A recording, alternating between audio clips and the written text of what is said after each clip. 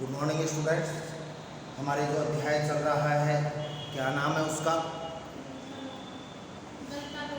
गलता।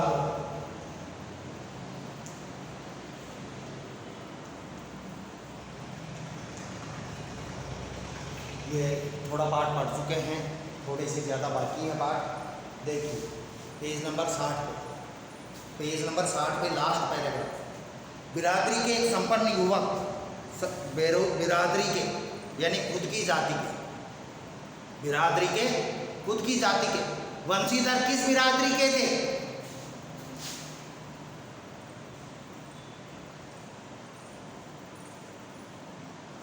ब्राह्मण। मतलब इसी बिरादरी के मतलब ब्राह्मणी, ब्राह्मणों के बिरादरी के एक संपन्न परिवार का युवक रमेश उन दिनों लखनऊ से छुट्टियों में गांव आया हुआ था। लखनऊ से छुट्टियों में गांव आया हुआ था बिरादरी का लड़का रमेश। संपन्न परिवार का था, अच्छे खानदान का था, पैसे वाला था, नौकरी करता था वो वहाँ लखनऊ में। बातों बातों में वंशीधर ने मोहन की पढ़ाई के संबंध में उससे अपनी चिंता प्रकट की। बातों में वंशीधर ने अपने बेटे मोहन की पढ़ाई के बारे में रमेश से चिंता व्यक्त की कि भाई मेरे बड़ी दिक्कत है। तो उसने न केवल अपनी सहानुभूति जतलाई, मोहन के प्रति सहानुभूति जतलाई रमेश ने कि भाई इंटेलिजेंट बच्चा है, अपनी जाति का है, समाज का है, उसको आगे पढ़ना चाहिए, समाज का नाम होगा, और उन्हें सुझाव दिया। और रमेश ने वंशीधर को ये सुझाव दिया, ये राय दी, ये परामर्श दिया क्या कि वे मोहन को उसके साथ ही लखनऊ भेज दें। क्या क्यों परेशान होते हो? मोहन को मेरे साथ लखनऊ भेज देना, हमारे साथ रह लेगा, पढ़ाई कर लेगा, पढ़ाई के अलावा और कोई काम है नहीं। घर में जहाँ 4 प्राणी हैं, घर में जहाँ 4 लोग रहते हैं, एक और बढ़ जाने से कोई अंतर नहीं पड़ता। एक आदमी और बढ़ जाएगा तो कोई अंतर नहीं पड़ेगा, बल्कि बड़े शहर में रहकर वह अच्छी तरह से पढ़ लिख सकेगा, बल्कि बड़े शहर में रहेगा तो अच्छी तरह से पढ़ लिख सकेगा। क्योंकि गांव में आने जाने की समस्या होती है, स्कूल छोटी होती हैं, स्टाफ पूरा नहीं होता, और सुविधाएं नहीं होती। तो शहर में रहकर पढ़ाई की व्यवस्था अच्छी होती है, पढ़ लिख जाएगा, अच्छी तरह से पढ़ लिख सकेगा। वंशीधर को जैसे रमेश के रूप में साक्षात भगवान मिल गए। आदमी को क्या चाहिए? जो समस्या उसका समाधान। और वंशीधर के बेटे की समस्या जो पढ़ाई संबंधी थी उसका समाधान किसने किया? रमेश ने। रमेश कौन था? उनका स्वजातीय था, जो कहाँ रहता था? लखनऊ रहता था। क्या करता था लखनऊ में? वो बड़ा बाबू था। उनकी आंखों में पानी छलकने लगा, उनकी आंखों में पानी छलकने लगा, आंखों में आंसू आ गए। किसके?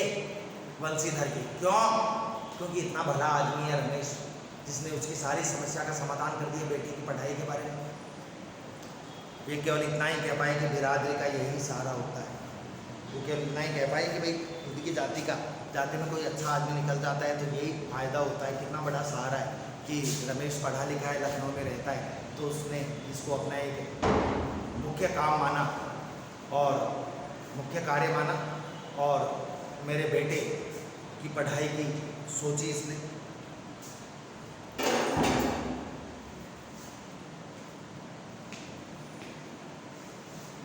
छुट्टियां शेष होने पर रमेश वापस लौटा तो माँ बाप और गांव की दुनिया से बिछुड़कर, अब छुट्टियां खत्म हो गई, लखनऊ से गांव आए रमेश को कई दिन हो गए, और जैसे ही रमेश की छुट्टियां खत्म हुई तो वह लौटने लगा। माँ बाप और अपने गांव की दुनिया से बिछुड़कर सहमा सहमा सा मोहन भी उसके साथ लखनऊ आ पहुंचा। सहमा सहमा, डरा डरा सा, क्योंकि पहली बार अपने माँ बाप को छोड़कर जा रहा था, गाँव से बाहर पहली बार जा रहा था, माँ बाप को छोड़कर पहली बार जा रहा था, तो डरा डरा सा, सहमा सहमा, भयभीत सा। मोहन भी रमेश के साथ चला गया, रवाना हो गए। मोहन भी उसके साथ लखनऊ आ पहुंचा। अब मोहन की जिंदगी का एक नया अध्याय शुरू हुआ। घर की दोनों महिलाओं, जिन्हें वह चाची और भाभी कहकर पुकारता, देखो तो चाची मोहन की माँ को और मोहन की पत्नी को भाभी कहकर पुकारता, का हाथ बटाने के अलावा उनका हाथ बटाने लगा। भाई होता ही, हम भी अपने घर में काम करते हैं, आप भी करते हो। हाथ बटाने के अलावा धीरे धीरे वह मोहल्ले के सभी चाचियों और भाभीयों के लिए काम काज में हाथ बटाने का साधन बन गया। वे घर वाले तो काम करवाते ही, लेकिन लोगों ने देखा कि घर वाले तो उसको उससे नौकर की तरह काम करवाते हैं, तो अड़ोस पड़ोस की चाचियों और भाभीयों ने भी उससे काम करवाना शुरू कर दिया। वो लोग क्यों मना करें? मोहन के परिवार वाले, मोहन की माँ और उसकी पत्नी क्यों मना करें? मोहन क्या क्या क्या करवाते लोग उससे? मोहन थोड़ा दही तो लाते बाजार से। एक कहती, दूसरी कहती मोहन ये कपड़े धोबी को दे यार, धोबी को दे तो आ। एक कहती मोहन 1 किलो आलू तो ला दे। मतलब सभी काम बताने लगी मोहल्ले की ओर। वो तो एक तरह से कॉलोनी का नौकर हो गया, मोहल्ले का नौकर हो गया। औसत और दफ्तरी बड़े बाबू की हैसियत वाले, औसत दफ्तरी वो एवरेज रूप से देखा जाए तो दफ्तर में बड़े बाबू की हैसियत थी। बड़ा बाबू एक अच्छा पद माना जाता है, बहुत बड़ा तो नहीं लेकिन अच्छा पद माना जाता है बड़ा बाबू दफ्तर में। हैसियत वाले रमेश के लिए मोहन को अपना भाई बिरादरी वाला बतलाना अपने सम्मान के विरुद्ध जान पड़ता। कोई पूछे तो ये नहीं कह सकता था रमेश मोहन के लिए कि साहब ये मेरा भाई है, मेरी जाति का है, मेरे गाँव का है, ये नहीं बताता। उसको अपना अपमान जान पड़ता था कि ऐसे लड़के को अपना भाई बताए, अपनी जाति का, अपनी बिरादरी का बताए। तो क्या कहता था रमेश लोगों के पूछने पर?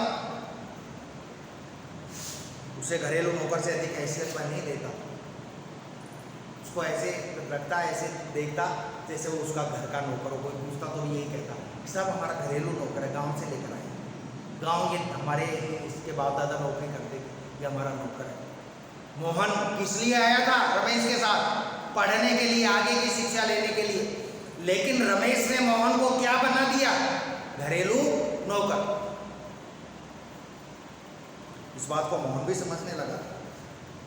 थोड़ी बहुत हीला हवाले करने के बाद, नानुकुर करने के बाद, क्योंकि रमेश का परिवार तो चाहता ही नहीं था कि स्कूल में उसका नाम लिखाया जाए, थोड़े नानुकुर करने के बाद, नाटक करने के बाद रमेश ने निकट के ही साधारण से स्कूल में उसका नाम लिखवा दिया। वो चाहता तो अच्छे स्कूल में भी लिखवा सकता था। देखो कैरियर किस तरह से बदल जाएगा रमेश का, मोहन का। क्या बनना था क्या बन जाता है गलत हाथों में पड़ने पर। तो साधारण से स्कूल में उसका नाम लिखवा दिया, लेकिन एकदम नए वातावरण, रात दिन के काम के बोझ के कारण एक तो नया वातावरण, नया माहौल, और एक रात दिन क्या करता वो? घरों का काम करता। गांव का वह मेधावी छात्र शहर के स्कूली जीवन में अपनी कोई पहचान न बना सका। गांव में जिसको इंटेलिजेंट समझा जाता था, शहर के स्कूल में उसकी तरफ ध्यान भी नहीं दिया जाता। अरे ध्यान कब कैसे दिया जाता? क्योंकि उसको पढ़ने का टाइम तो मिलता ही नहीं, ज्यादातर उसका समय काय में निकलता था, रमेश के घर का काम करने में और अड़ोस पड़ोस के घरों का काम करने में उसका समय गुजर जाता। पढ़ने का समय मिलता ही नहीं था। और ये भी हो सकता है स्कूल भी वो कभी कभार ही जाता हो, रोज स्कूल भी नहीं जाता। उसका जीवन एक बंदी बंधाई रीत पर चलता रहा। एक बंदी बंधाई परंपरा बन गई उसकी। तो क्या अपने घर का काम करना सुबह से रात तक, अड़ोस पड़ोस वालों का छोटा मोटा काम करना, फिर जो समय बचता उसमें स्कूल में जाता और आता। आते ही स्कूल से वही घर के काम में लग जाता। साल में एक बार गर्मी की छुट्टियों में गांव जाने का मौका भी तभी मिलता। भाई हर साल पढ़ने वाले बच्चों की स्कूल की छुट्टियां आती हैं, लेकिन रमेश को गर्मी की छुट्टियों में गांव जाने का मौका तभी मिलता जब रमेश या रमेश के परिवार का कोई सदस्य गांव में जाता।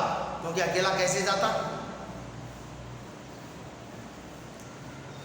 गांव जाने का मौका भी तभी मिलता था जब रमेश या उसके घर का कोई प्राणी गांव जाने वाला होता, वरना उन छुट्टियों को भी अगले दर्जे की तैयारी के नाम पर उसे शहर में गुजार देना पड़ता। रमेश यही कहता पत्र में उसके पिता से, वंशीधर से, कि साहब अगली कक्षा की तैयारी करनी है, ये तो छुट्टियों में नहीं आएगा। जबकि आपको मालूम है क्यों नहीं भेजता उसको? कोई गाँव जाने वाला होता तभी तो भेजे। और फिर एक चक्कर और, 2 महीने की छुट्टियां हैं, 2 महीने घर का काम कौन करे? अब घर वालों की तो आदत हो गई नौकर रखने की, इसलिए अगली कक्षा की तैयारी के नाम पर उसको गांव भी नहीं जाने दिया। वो समय उसे शहर में गुजार देना पड़ता। अगले दर्जे की तैयारी तो बहाना पर थी। बच्चों आपको तो मालूम है क्या, जो रेगुलर डेज में अपनी पढ़ाई नहीं कर पाता था, वो अगली कक्षा की तैयारी करने का समय मिलेगा क्या उसको? ये तो एक बहाना था उसको न भेजने का। मोहन ने परिस्थितियों से समझौता कर लिया। मोहन ने भी देखा कि अब तो वही होगा जो भगवान चाहेगा, वही जो राम रचि राम। अब तो राम को जो अच्छा लगता है वो होगा, भगवान। परिस्थितियों से समझौता कर लिया था, क्योंकि और कोई चारा भी नहीं था, विकल्प भी नहीं था। और घर वालों को अपनी वास्तविक स्थिति बताकर वह दुखी नहीं करना चाहता। घर वालों को अपनी सारी बात हकीकत सही सही बताकर घर वालों को दुखी नहीं करना चाहता। क्यों? क्योंकि घर वाले बड़े परेशान होते कि देखो बच्चे को काहे के लिए भेजा, वो क्या काम कर रहा है। वो मोहन नहीं चाहता था कि उसके कारण उसके माँ बाप दुखी हों, तो उनको उसने हकीकत नहीं बताई। बंसीधर उसके सुनहरे भविष्य के सपने देख रही थी और बंसीधर तो यही सोच रहे थे बेटा पढ़ रहा होगा, कल बहुत बड़ा अधिकारी, बहुत बड़ा अफसर बनेगा। उसको पता नहीं बेटा तो नौकर बना हुआ है रमेश के घर।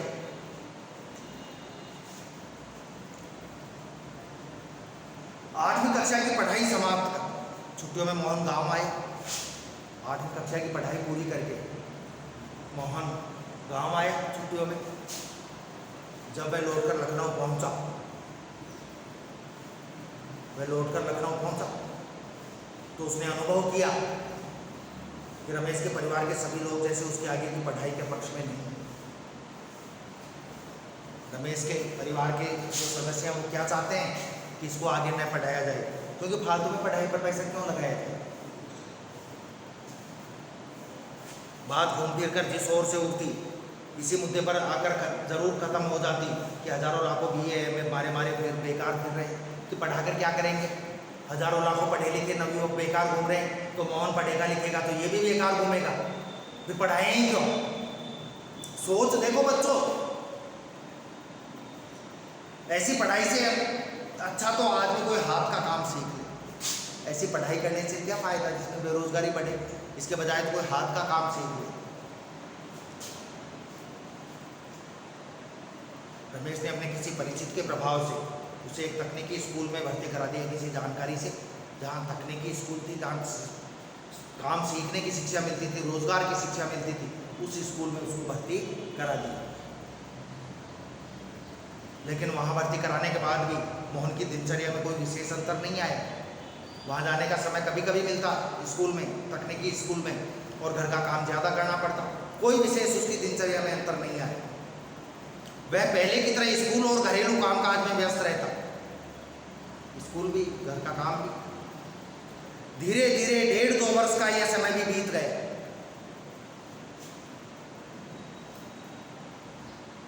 मोहन अपने पैरों पर खड़ा होने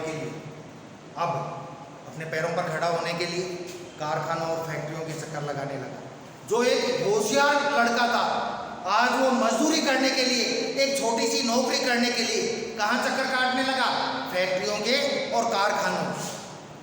बंसीधर उधर गांव में, बंसीधर से जब भी कोई मोहन के विषय में पूछता कि भाई आपका बेटा क्या कर रहा है, कहाँ तक पढ़ रहा है, पढ़ लिया, अब क्या विचार है उसका, तो मोहन के विषय में पूछता तो वे उसी उत्साह के साथ उसकी पढ़ाई की बाबत बताने लगते।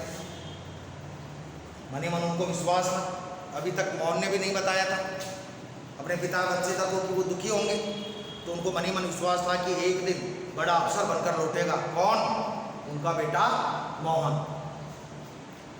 लेकिन जब उन्हें वास्तविकता का ज्ञान हुआ, लेकिन जब बंसीधर को हकीकत का पता चला कि उसके बेटे के साथ ये हुआ, तो न सिर्फ गहरा दुख हुआ, बल्कि वे लोगों को अपने स्वप्न भंग की जानकारी देने का साहस नहीं जुटा पाए, लोगों को नहीं बता पाए कि उनके बेटे के साथ इतना गलत है।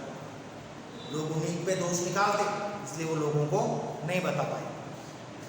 धनराम ने भी एक दिन उनसे मोहन के बारे में पूछा। मोहन के मित्र, मोहन के दोस्त धनराम ने एक दिन बंसीधर से, मोहन के पिता से मोहन के बारे में पूछा।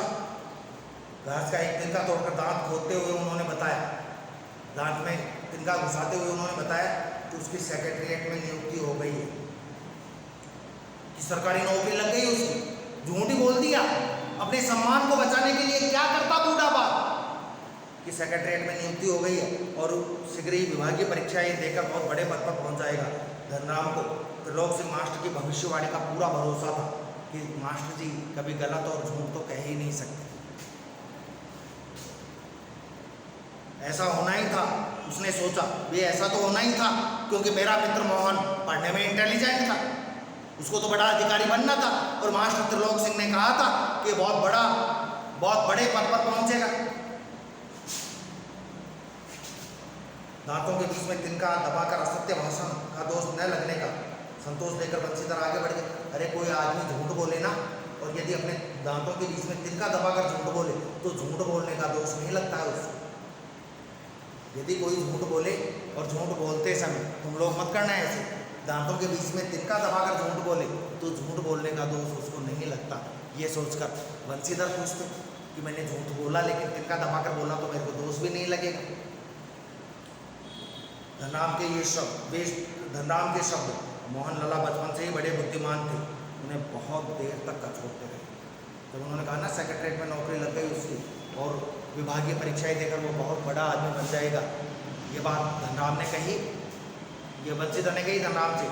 तब धनराम ने क्या कहा कि मोहन लाला बचपन से बहुत बड़े बुद्धिमान थे, मोहन भाई तो बहुत बचपन से बहुत इंटेलिजेंट था।